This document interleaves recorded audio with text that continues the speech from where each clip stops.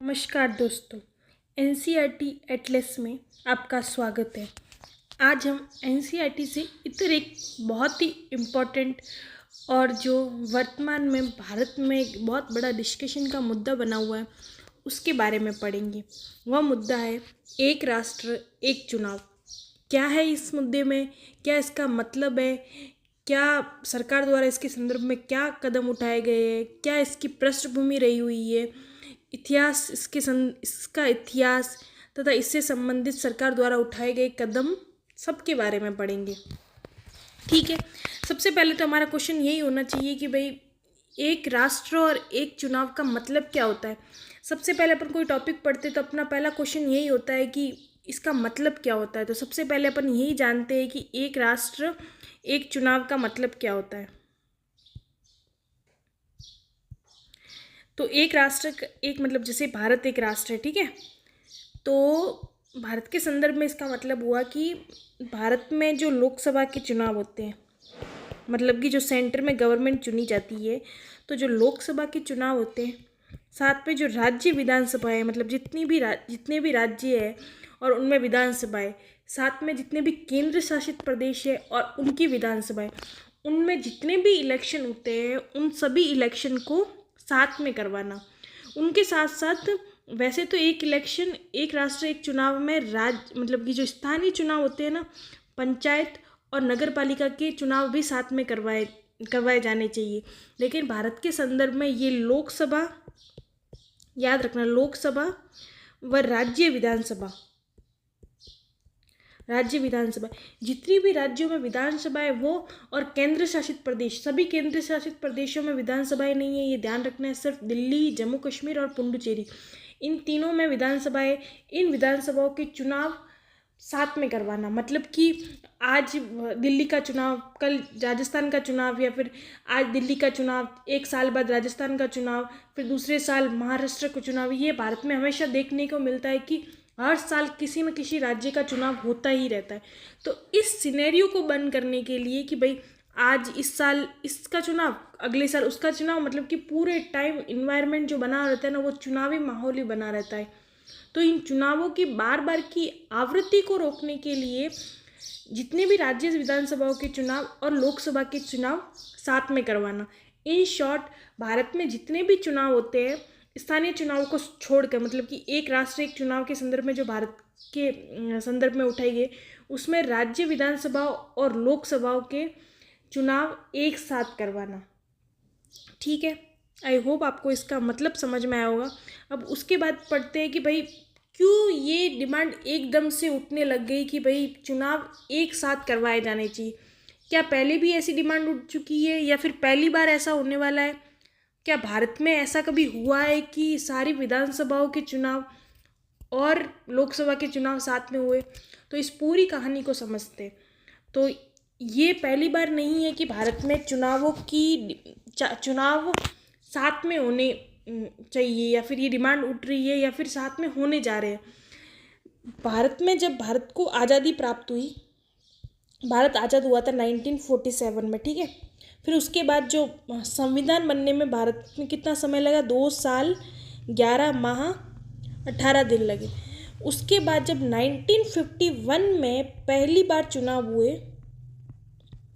तो जो पहली बार चुनाव हुए उसमें लोकसभा के चुनाव जो सेंट्रल में, और जितने भी राज्य थे उस समय, जितने भी राज्य और केंद्र शासित प्रदेश के चुनाव है ना, वो साथ में ही हुए थे। और ये सिनेरियो 1967 तक लगभग इसी अवस्था में चलता रहा कि लोकसभा के चुनाव और राज्य विधानसभा के चुनाव साथ में होते रहे। कब? जवाहरलाल नेहरू द्वारा चुनित सरकार 1951 से 1967, मतलब कि इंदिरा गांधी की सरकार द्वारा तक। लेकिन ये 1951 और 1967 का जो ये चल रही थी ना प्रक्रिया, ये निर्विरोध, मतलब बिल्कुल ऐसा नहीं था कि स्मूथली चलती रही। इसमें बहुत सारी विधानसभा इन बिटवीन भंग हुई, जिसके कारण ये सिनेरियो कुछ हद तक टूटा। लेकिन थोड़ा बहुत, मतलब ज़्यादातर विधानसभा और लोकसभा के चुनाव 1967 तक लगभग एक समान ही होते रहे। ये सिनेरियो सबसे पहले 1957 में तब टूटा जब केंद्र में जवाहरलाल नेहरू की सरकार ने केरल में जो कम्युनिस्ट सरकार थी वहाँ पर राष्ट्रपति शासन लगा दिया। 356 के तहत उधर राष्ट्रपति शासन लगा दिया केरल में, तो वो सिनेरियो टूट गया। 1960 में भी दल बदल के कारण या फिर और कई कारणों की वजह से बहुत सारे राज्यों की विधानसभाएं टूट गई। उस कारण ये बीच बीच में भंग होती रही, लेकिन लगभग ये सिनेरियो चलता रहा। मतलब इसका मतलब ये हुआ कि भारत में ये पहली बार नहीं हो, अगर ये विधेयक जो संशोधन पारित करने की बात की जा रही है अगर पारित हो जाता है तो ये पहली बार नहीं होगा कि भारत ये चुनाव साथ में करवाएगा या फिर भारत के पास अपनी कैपेबिलिटीज़ नहीं है। ऑब्वियसली मुश्किलें आएगी। उस समय की जितने मतदाता थे उसकी तुलना में आज मतदाता बहुत अधिक है। आज चुनौतियां नई प्रकार की है, तो चुनौतियां आएगी, लेकिन ये भारत के पास कैपेबिलिटी नहीं है। इस संदर्भ में ये कहना सही नहीं है। भारत में ये पहले भी हो चुका है और अभी अगर होता है तो संभव है। अब अपन ने दो चीज़ें पढ़ ली। सबसे पहले तो एक राष्ट्र एक चुनाव का मतलब क्या होता है? मतलब होता है कि लोकसभा और राज्य विधानसभाओं के चुनावों को साथ में करवाना। दूसरा प्रश्न ये है कि क्या भारत में पहले हो चुका है? हाँ, भारत में पहले लोकसभा और राज्य विधानसभाओं के चुनाव साथ में हो चुके हैं। कब हुए? 1951 से लेकर 1961 तक ये स्थिति रही है। अब आगे बढ़ते हैं। देखो ये मैंने इधर ये लिखा है, आप पढ़ सकते हैं। भारत में 1951 से 1967 तक एक साथ चुनाव हुए, जिसमें लोकसभा और राज्य विधानसभा दोनों के लिए पहला आम चुनाव एक साथ हुआ। हालांकि कुछ राज्य विधानसभाओं ने समय से पहले भंग होने के कारण 1968 और 1969 में एक साथ चुनाव कराने में बाधा आई थी। और एक इम्पॉर्टेंट बात ये कि 1970 में चौथी लोकसभा थी ना, वो भंग हो गई थी। सिनेरियो के हिसाब से, मतलब 5 साल के कार्यकाल के हिसाब से 1971 में वो लोकसभा भंग होनी थी, लेकिन इंदिरा गांधी की केंद्र में सरकार थी, तो उन्होंने अपने प्रभुत्व को इस्टेब्लिश करने के लिए और मतलब कि जो कि कांग्रेस में अंदर आंतरिक रूप से कुछ कलह चल गया, मतलब कि अंदर गुटबाजी होने की वजह से इंदिरा गांधी ने उस समय लोकसभा को भंग कर लिया और गरीबी हटाओ के नारे के साथ फिर से चुनाव के मैदान में उतरी और पहले चुनाव करवाए। जो टाइमिंग था ना उससे पहले चुनाव करवाए। इससे जो पूरा जो प्रक्रिया थी ना कि भाई लोकसभा और राज्य विधानसभाओं के चुनाव साथ में करवाने की, वो पूरी तरह खत्म होगी। तो 1971 में समय से पहले भंग कर दी गई और फिर 1971 में चुनाव हो गए। समझ में आ गया कि ये किस प्रकार भारत में पहले एक राष्ट्र एक चुनाव ही चलता था, लेकिन 1970 तक ये स्थिति खत्म हो गई कि एक साथ चुनाव हो। और अब स्थिति ऐसी है कि भारत में नीति आयोग की एक रिपोर्ट के अनुसार भारत में हर वर्ष किसी न किसी राज्य में एक न एक राज्य में चुनाव होते ही है। मतलब कि इन्वायरमेंट हर वर्ष कुछ ऐसा ही रहता है कि किसी राज्य में चुनाव, किसी राज्य में चुनाव, ये स्थिति रहती है। अब ये प्रश्न उठता है कि क्या ये डिमांड पहली बार उठ रही है? 1971 में ये स्थिति हो गई थी कि भाई लोकसभा और राज्य विधानसभा के चुनाव साथ में नहीं हो रहे, तो क्या ये तो उनको साथ में करवाने की डिमांड अभी मोदी सरकार के समय पहली बार उठ रही है, या फिर किन्हीं रिपोर्ट्स में या फिर चुनाव आयोग की रिपोर्ट में पहले भी इनकी डिमांड कर रखी है? तो हम ये जानते हैं। ऐसी बहुत सारी रिपोर्टें आई है जिनमें एक साथ चुनाव करवाने के पक्ष में बातें कही गई है। ये प्रश्न यूपीएससी में पूछा गया है, इसलिए आप ध्यान से इसको देखना, ठीक है। यूपीएससी में पूछा गया 1983 में चुनाव आयोग ने अपनी एक रिपोर्ट में बोला कि 1970s तक जो स्थिति थी ना कि लोकसभा और राज्य विधानसभाओं के चुनाव एक साथ करवाने वाली, उनको फिर से इम्प्लीमेंट किया जाना चाहिए, क्योंकि पूरे समय इन्वायरमेंट चुनाव वाले माहौल की वजह से पॉलिसी पैरालिसिस होता है और सरकार अपनी पॉलिसी को इम्प्लीमेंट नहीं कर पाती है। तो 1983 में चुनाव आयोग ने अपनी पहली रिपोर्ट में एक साथ चुनाव करवाने की मांग की थी। सबसे पहले किसने की थी? चुनाव आयोग ने अपनी रिपोर्ट में ये मांग की थी। 1999 में लॉ कमीशन ने अपनी रिपोर्ट, जो बीपी जीवन रेड्डी की अध्यक्षता में लॉ कमीशन गठित किया था, उन्होंने भी एक साथ चुनाव करवाने के पक्ष में बात कही। उन्होंने बोला कि हर साल किसी न किसी राज्य में चुनाव कराए जाने के सिस्टम को ख़त्म किया जाना चाहिए। उनके पीछे भी यही तर्क था कि इसकी आर्थिक लागत भारत को बहुत अधिक चुकानी पड़ती है। इसकी वजह से जो कर्मचारी अपने कार्य में, मतलब कि आपने कभी नोटिस किया हो कि चुनाव के दौरान शिक्षक या फिर जो बैंक, वो जो दूसरे ऑफिसेज के कर्मचारी होते हैं वो चुनाव ड्यूटी में लगते। तो इससे क्या होता है कि जो उनका रियल जो वास्तविक कर्तव्य उनके ऑफिस के प्रति होता है या फिर उनके शिक्षा के प्रति या फिर उनके ऑफिस के प्रति होता है, वो निभा नहीं पाते। तो उनका जो वास्तविक कर्तव्य और उनको एक्स्ट्रा ड्यूटी दी जाती है उसमें भी प्रॉब्लम देखने को मिलती है। इसलिए भी उन्होंने एक साथ चुनाव करवाने की बात की।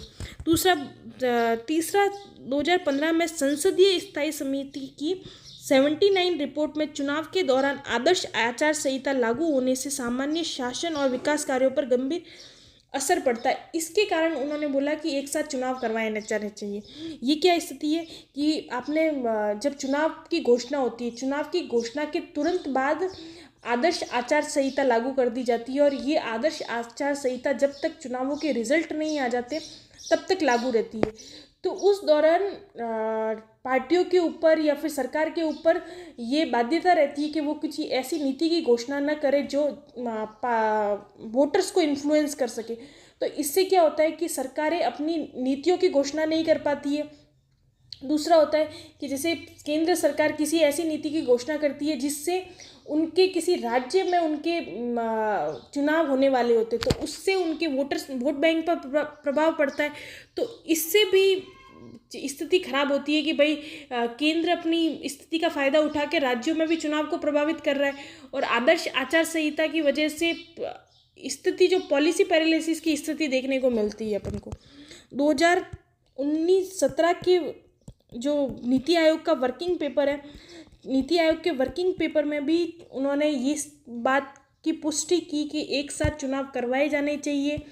और 2017 में ही लॉ कमीशन ने बोला कि एक साथ चुनाव करवाने के लिए संविधान में संशोधन करना पड़ेगा। और उन्होंने पूरी प्रक्रिया भी बताई कि किस प्रकार के संशोधनों के द्वारा एक साथ एक राष्ट्र एक चुनाव को इम्प्लीमेंट किया जा सकता है। तो ये पहली बार नहीं है कि एक साथ एक राष्ट्र एक चुनाव की मांग की जा रही है। और बहुत सारे चुनाव आयोग, लॉ कमीशन, नीति आयोग की रिपोर्ट्स में भी बार बार एक राष्ट्र एक चुनाव के लेकर मांग उठी है। अभी जितनी भी रिपोर्ट्स वगैरह आई उसके आधार पर अभी हाल 2023 में एक समिति गठन की गई। पूर्व राष्ट्रपति रामनाथ कोविंद की अध्यक्षता में एक साथ चुनाव कराने संबंधी उच्च स्तरीय समिति का गठन भारत सरकार द्वारा 2 सितंबर 2023 को किया गया था।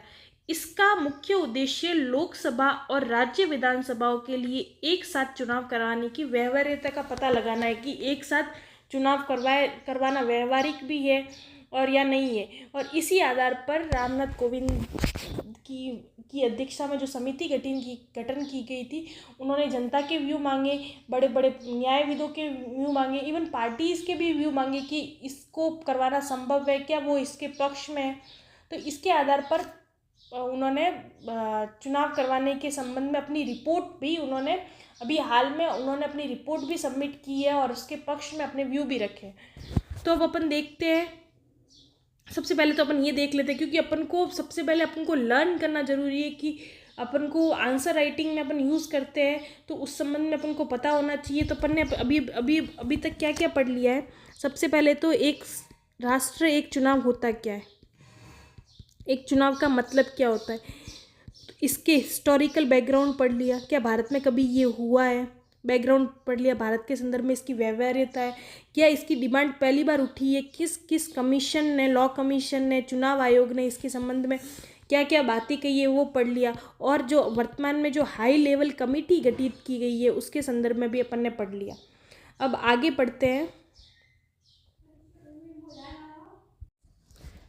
इधर ये देखा हाई लेवल कमेटी जो ये रामनाथ कोविंद की अध्यक्षता में गठित की गई थी, उन्होंने अपनी रिपोर्ट भी पब्लिक की है। High level committee submit report on one nation one election simultaneous election code to aspirational India. उन्होंने इसमें मतलब कि उन्होंने पक्ष में अपने विचार रखे। उन्होंने जितनी भी जनता से राय मांगी उनमें से जो 80% लोग थे उन्होंने एक नेशन मतलब वन नेशन वन इलेक्शन के पक्ष में बात रखी। बहुत सारे न्यायविदों ने भी और चुनाव आयोग ने और 47 से के आसपास पार्टियों ने भी एक साथ चुनाव करवाने के पक्ष में बात रखी।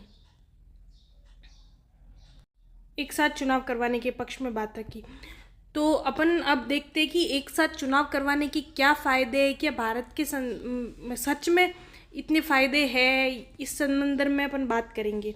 ठीक है, सबसे पहले देखते हैं कि क्या क्या फ़ायदे हैं। जैसा कि हमने देखा कि 1983 में चुनाव आयोग ने, 1999 में विधि आयोग ने बहुत सारे कारण बताए कि एक साथ चुनाव क्यों करवाए जाने चाहिए और भारत के संदर्भ में ये कैसे फ़ायदेमंद होगा।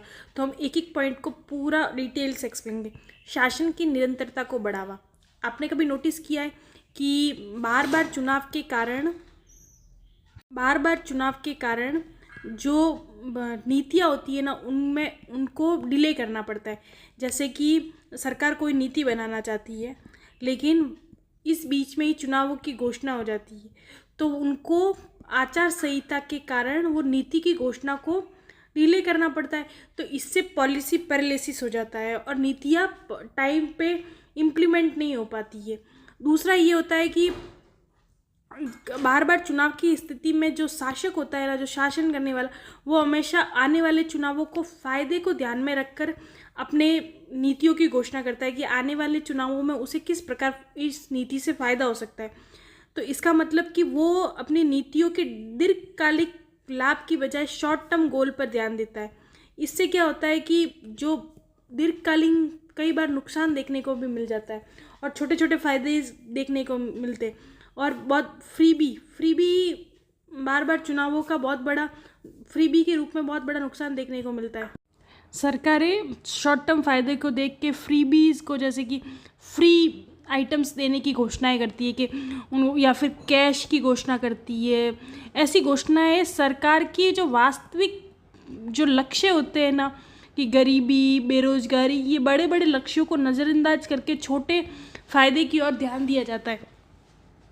नीतिगत निष्क्रियता का मतलब भी यही है कि पॉलिसी इम्प्लीमेंटेशन में देरी होती है। जो प्रशासक या फिर कार्यपालिका को पॉलिसी इम्प्लीमेंट करने के कार्य में लगना चाहिए, वही कार्यपालिका चुनावी कार्यों में संलग्न हो जाती है। जैसे कि आपने नोटिस किया कि प्रशासक होते हैं, उनका मुख्य काम पॉलिसी इम्प्लीमेंटेशन करना होता है, लेकिन चुनावी कार्य के दौरान उन्हें भी चुनाव में ध्यान रखना, चुनावों पर निगरानी रखना, चुनाव जो केंद्र होते हैं उन पर निगरानी वगैरह रखना, ये सब करना पड़ता है। लेकिन जो इनका मुख्य कर्तव्य है, वो कर्तव्य क्या है कि पॉलिसी इम्प्लीमेंटेशन करना, तो वो जो कर्तव्य है ना वो बैकएंड में चला जाता है और मुख्य कार्य के रूप में चुनावों को सही प्रकार से करवाना आ जाता है। तो इससे एक बहुत बड़ा नुकसान आम जनता को भुगतना पड़ता है। संसाधनों का विचलन को कम करता है। अब इसका फ़ायदा क्या होगा कि एक साथ चुनाव करवाने से क्या होगा कि संसाधनों का विचलन होता है ना वो कम होगा। संसाधनों का विचलन किस प्रकार होता है कि चुनाव करवाने में सरकारी खजाने पर बहुत बड़ा स्ट्रेस आता है। जो खजाने का इस्तेमाल विकास की प्रक्रिया में लगाया जाना चाहिए, वही किसके लिए लगाया जाता है? चुनाव को सही ढंग से शांतिपूर्वक करवाने में लगवाया जाता है। दूसरा, अपन को अप्रत्यक्ष जो विकास कार्य में घाटा देखने को मिलता है कि विकास जो ऑफिसर्स होते हैं उनका जो मुख्य कर्तव्य होता है कि वो अपने काम से जुड़े रहे और विकास प्रक्रिया में सहयोग करें, वो भी चुनावी कार्य में लगते हैं। और चुनाव में जो कालाबाजारी या फिर जो फंड का गलत इस्तेमाल होता है वो सिक्योरिटी में, सेना के कर्मचारियों को चुनाव कार्य में लगाया जाना, मतलब कि जैसे कि कोई उग्रवाद से प्रभावित क्षेत्र है उसमें चुनाव करवाना एक बहुत बड़ी चुनौती होती है। तो उन चुनाव के कार्यों में भी सेना या फिर जो सुरक्षा कर्मचारी उनको लगाया जाता है, तो इससे भी विकास प्रभावित होता है। क्षेत्रीय दलों की प्रासंगिकता भी बनी रहेगी। ये एक चुनाव और एक एक देश और एक चुनाव के साथ ये बार बार कयास लगाए जाते हैं कि एक साथ चुनाव करवाने की वजह से क्षेत्रीय पार्टियों के अस्तित्व पर बहुत बड़ा मतलब कि प्रश्न चिन्ह लगेगा और क्षेत्रीय पार्टियां बैकएंड में चली जाएगी। क्योंकि जब एक साथ चुनाव करवाए, जैसे मैं ही जा रही हूँ चुनाव मतलब मत देने जा रही हूँ, तो राज्य विधानसभा के चुनाव और लोकसभा के चुनाव साथ में हो रहे हैं, तो मेरे मस्तिष्क में सबसे बड़ा मुद्दा कौन सा हो सकता है कि राष्ट्रीय मुद्दा हो सकता है कि मैं स्थानीय मुद्दे को ध्यान में रखूँगी। तो इसके कारण एक मतलब जो एक साथ चुनाव करवाने के विपक्ष में है, उन्होंने सबसे बड़ा यही मुद्दा उठाया है कि इससे क्षेत्रीय दलों की प्रासंगिकता कम होगी। लेकिन जो पक्ष में बोलते हैं कि इससे क्षेत्रीय दलों की प्रासंगिकता कम होने की बजाय और भी बढ़ेगी। अपन 1951 से 67 के बीच में भी देखते हैं कि क्षेत्रीय दलों की कोई कम प्रासंगिकता नहीं है और इसी दौरान बहुत सारे क्षेत्रीय दल उठे भी थे। तो ये गलत कयास लगाए जा रहे हैं कि क्षेत्रीय दलों की प्रासंगिकता कम हो जाएगी, राजनीतिक अवसरों में वृद्धि होगी, शासन पर ध्यान दिया जाएगा। अब जैसे कि चुनाव होने वाला है, तो चुनाव के दौरान जो नेता या फिर दल होगा उनका मुख्य, जैसे कि सेंट्रल पर बीजेपी गवर्नमेंट है, ठीक है। अब उन्हें ये चीज़ की टेंशन होगी कि अगले साल उत्तर प्रदेश में चुनाव है, बिहार में चुनाव है, तो उनका मेन फोकस क्या होगा कि वो नीतियाँ इस प्रकार बनाए कि इन चुनावों में फ़ायदा हो, या फिर प्रचार कार्य में लग गए, जैसे मोदी जी बिहार में, उत्तर प्रदेश में प्रचार कार्य में लग गए। तो अगर 5 साल में एक साथ ही चुनाव होने हैं कि भाई एक साथ चुनाव होगा, तो वो एक बारी प्रचार करेंगे, एक साथ ही सब कार्य कर लेंगे, तो उससे क्या होगा कि वो शासन, अब एक बार चुनाव हो गए, सब काम निपट गया, तो वो अब सब काम किस पे ध्यान देंगे, सिर्फ शासन व्यवस्था पे ध्यान देंगे कि किस प्रकार पॉलिसी का इम्प्लीमेंटेशन करना है, कौन सी नीतियाँ बनानी है, जहाँ भी जाना है सबसे मुख्य कार्य पॉलिसी का प्रचार करना ही होना चाहिए और पॉलिसी इम्प्लीमेंटेशन करना ही होना चाहिए। तो इससे क्या होगा कि जो शासक का मुख्य कार्य होता है कि शासन चलाना, वो हो जाएगा। अब हर साल चुनाव हो रहे, तो वो चुनावी मानसिकता से ही बाहर नहीं आ पाते कि चुनाव से इतर भी विकास कार्य में योगदान देना भी उनका मुख्य काम है। एक सबसे बड़ा पक्ष ये रखा जा रहा है कि कम वित्तीय बोझ होगा। वित्तीय बोझ कैसे कम होगा? आपने ये नोटिस किया होगा कि हर साल चुनाव होते हैं, बहुत सारे कर्मचारियों को लगाया जाता है, बहुत सारे जो सुरक्षा कार्यक्रम, सुरक्षा पर विशेष ध्यान देना पड़ता है, यातायात या फिर चुनावी खर्च, ये सब खर्च भारत के खजाने पे एक बहुत बड़ा बहुत भारी पड़ता है। तो इससे एक साथ चुनाव करवाने के संदर्भ में ये पक्ष दिया जाता है कि इससे वित्तीय बोझ कम होगा और एक साथ चुनाव करवाने से जो बार के जो खर्च होते हैं ना, उससे रोका जा सकता है। तो ये सब एक साथ चुनाव करवाने के फायदे के रूप में देखा जा रहा है। कौन से शासन की निरंतरता को बढ़ावा मिलेगा, नीतिगत निष्क्रियता को रोकने में सहायक होगा, संसाधनों का विचलन कम होगा, क्षेत्रीय दलों की प्रासंगिकता बनी रहती है, राजनीतिक अवसरों में वृद्धि होगी, शासन पर ध्यान कम, वित्तीय बोझ। अब ठीक है, अपन ने फायदे तो देख लिए, अब अपन को नुकसान की भी बात तो की जानी चाहिए कि भाई नुकसान क्या है, या फिर ये संदर्भ में क्या बोला जा रहा है कि ये नुकसान हो सकते हैं। बहुत सारी पार्टियां जो इसके पक्ष में नहीं है, उनका क्या तर्क है, ये भी जानना हमारा कर्तव्य बनता है। सबसे पहले तो ये बहुत सारे दलों का ये मानना है कि जो क्षेत्रीय पार्टियां है, आपने बहुत सारे जो दक्षिणी राज्य में देखा होगा, तो जो क्षेत्रीय पार्टियां है ना, वो बहुत अधिक प्रभावी है। जैसे कि आंध्र प्रदेश में तेलुगु देशम पार्टी, तो इन पार्टियों का मानना है कि अगर एक साथ चुनाव करवाए जाएंगे तो क्षेत्रीय मुद्दे है ना, वो बैकएंड में चले जाएंगे और राष्ट्रीय मुद्दे ऊपर आ जाएंगे। इससे क्या है, क्षेत्रीय पार्टियों की प्रासंगिकता खत्म हो जाएगी। तो लेकिन ये प्रासंगिकता शायद मतलब कि हो सकता है कि खत्म हो जाए, लेकिन ये कहना कि खत्म हो ही जाएगी तो ये पूरी तरह सत्य नहीं है, ठीक है। चुनावी खर्च का बोझ कम नहीं होगा, मतलब बहुत सारी पार्टियों का ये तर्क है कि चुनावी खर्च का बोझ कम नहीं होगा। उनके पीछे इन्होंने ये तर्क दिया है कि 1951 में चुनाव में जितना खर्च हुआ था, उससे बहुत अधिक खर्च 2019 के चुनाव, 2014 के चुनावों में बहुत अधिक खर्च हुआ है। तो उन्होंने बोला कि अगर एक साथ चुनाव करवाने से खर्च कम होगा, तो उन्होंने बोला कि ये खर्च कम नहीं होगा, कि खर्च ज़्यादा ही होगा, क्योंकि उन्होंने बोला कि खर्च बढ़ने का कारण है कि मतदाताओं की संख्या बढ़ चुकी है। लेकिन ये शायद बार बार चुनाव होने की वजह से कितने ही खर्च अधिक होता ही है, ये चीज़ तो देखी जा सकती है।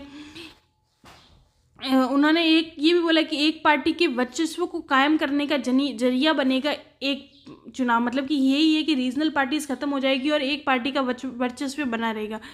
उन्होंने ये भी बोला है कि संविधान की भावना के भी खिलाफ है, कि भाई संविधान में मतलब संघवाद के भी खिलाफ है, कि दूसरी पार्टियों को भी मौका मिलना चाहिए। उसके पीछे यही तर्क है कि क्षेत्रीय पार्टियां, क्षेत्रीय मुद्दे खत्म हो जाएंगे और संघवाद की भावना के खिलाफ है। संघवाद संविधान की मूल संरचना है, तो ऐसे में एक साथ चुनाव करवाना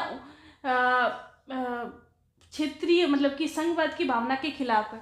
लॉजिस्टिक संबंधी चुनौतियाँ, एक साथ चुनाव करवाने में इतने सारी ईवीएम की जरूरत पड़ेगी,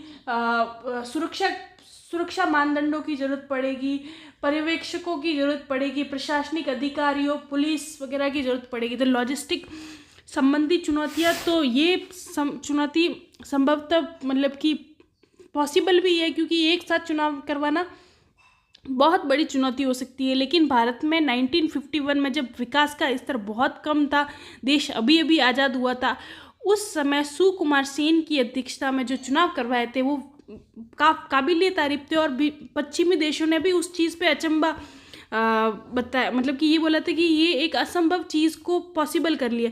ऐसे में वर्तमान में जब भारत विश्व की तीसरी सबसे बड़ी अर्थव्यवस्था है, भारत के पास तकनीक भी बहुत अच्छी है और आर्थिक रूप से भी बहुत सक्षम है, ऐसे में भारत के लिए शायद ये इतनी बड़ी चुनौती नहीं हो कि भारत लॉजिस्टिक चुनौतियों के चलते एक साथ चुनाव नहीं करवा सकता। तो अपन ने चुनौतियाँ भी पढ़ ली, लाभ भी पढ़ लिए, चुनौतियाँ भी पढ़ ली। तो अब अपन देखते हैं कि क्या क्या पढ़ लिया अपन ने। एक साथ चुनाव करवाने का मतलब क्या होता है, ऐतिहासिक पृष्ठभूमि पढ़ ली, किस किस ने रिकमेंड किया एक साथ चुनाव को, high level committee Ramnath Kovind की अध्यक्षता में बनाई, उसके बारे में पढ़ लिया, एक चुनावों के फायदे, और अब एक चुनावों के नुकसान के बारे में पढ़ लिया। अब आगे पढ़ते हैं कि अब मतलब कि 2024 में 129वां संविधान संशोधन रखा गया है एक साथ चुनाव करवाने के लिए। ये चूँकि ये संविधान संशोधन अभी पारित नहीं हुआ है, जॉइंट कमेटी को भेजा गया है, लेकिन इसके तहत कौन कौन से संवैधानिक संशोधन बताए गए उसके बारे में अपन देखते हैं। इसमें है ना, एक तो भारत सरकार ने दिसंबर 2024 में एक साथ लोकसभा और राज्य विधानसभा चुनाव करवाने के उद्देश्य से संविधान संशोधन विधेयक संसद में प्रस्तुत किया। एक तो दो विधेयक प्रस्तुत किए, एक तो लोकसभा और राज्य विधानसभाओं से संबंधित, और दूसरा केंद्र शासित प्रदेश कानून संशोधन विधेयक 2024। इसके जरिए केंद्र शासित प्रदेश अधिनियम 1963, राष्ट्रीय राजधानी क्षेत्र दिल्ली अधिनियम 1991, जम्मू कश्मीर पुनर्गठन अधिनियम 2019 में संशोधन का प्रस्ताव किया गया है, क्योंकि लोकसभा और राज्य विधानसभाओं के साथ साथ केंद्र शासित प्रदेशों के भी चुनाव एक साथ करवाने के लिए इन संशोधनों को प्रस्तावित किया गया है। अब इनमें कौन कौन से संशोधन करने पड़ेंगे भारत के संविधान में, ये भी देखना जरूरी है। एक तो है आर्टिकल 83 आर्टिकल किससे संबंधित है। आर्टिकल 83 ये कहता है कि लोकसभा अपनी पहली सभा के 5 साल तक गठित रहेगी, मतलब कि 5 साल के कार्यकाल की बात करती है। तो इसमें संशोधन करना जरूरी है, क्योंकि एक देश एक चुनाव के बाद अगर लोकसभा बीच में भंग हो जाती है तो उसका कार्यकाल अगले 5 साल तक न होकर बचे हुए कार्यकाल तक ही होगा। तो एक तो संशोधन ये करना पड़ेगा। दूसरा संशोधन लोकसभा की तरह ही राज्य विधानसभा से संबंधित आर्टिकल 172 में करना पड़ेगा, जो राज्य विधानसभाओं की अवधि से संबंधित है, कि भाई 5 साल की अवधि नहीं, 5 साल की अवधि सामान्यतः होगी। अगर बीच में वो भंग हो जाती है तो उस भंग के बचे हुए समय, जैसे कि 5 साल की अवधि है, ठीक है। अब 2.5 साल बाद राज्य विधानसभा भंग हो गई, तो जब वापस वो राज्य विधानसभा का चुनाव होगा ना, तो वो अगले 2.5 साल तक ही चुनी जाएगी, और जब लोकसभा भंग हो जाएगी तो ये भी भंग होकर फिर 5 साल के चुनावों के लिए चुनी जाएगी। समझ में आया? देखते हैं, जैसे राज्य विधानसभा 2024 में चुनी गई, तो वास्तविकता इसको 2029 में भंग होना था, लेकिन किसी कारणवश जैसे राष्ट्रपति शासन या फिर किसी अन्य कारण के वो 2027 में भंग हो जाती है। ठीक है, तो इसके 2 साल बचे, तो जब वापस चुनाव होंगे ना तो वो 2027 से लेकर 2019 तक के 29 तक के चुनावों के बीच में 2 साल के कार्यकाल के लिए ही रहेगी। ठीक है, फिर वापस वो भंग होकर फिर वो अगले चुनाव होंगे और वो 5 साल तक होंगे। आर्टिकल 227 में भी संशोधन किया जाएगा। 227 आर्टिकल संसद को राज्य विधानसभाओं के चुनावों से संबंधित कुछ संशोधन करने की शक्ति प्रदान करता है, तो इसमें भी कुछ परिवर्तन करना पड़ेगा। ठीक है, अब एक अनुच्छेद भी जोड़ना पड़ेगा संविधान में, वो है 82A, जो एक साथ चुनाव करवाने से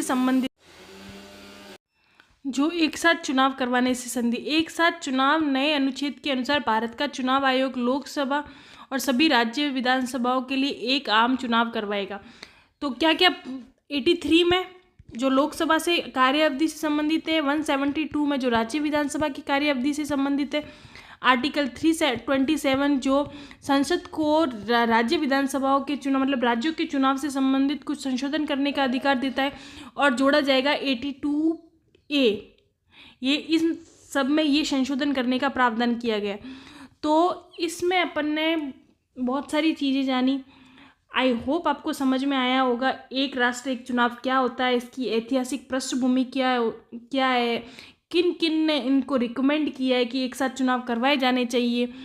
तीसरा, हाई लेवल कमेटी जो रामनाथ कोविंद की अध्यक्षता में गठित की गई है उसके बारे में, एक साथ चुनाव करवाने के क्या फ़ायदे हैं, क्या नुकसान है, और जो 129वां संविधान संशोधन प्रस्तावित किया गया है और उनमें क्या क्या संशोधनों की आवश्यकता होगी उसके बारे में।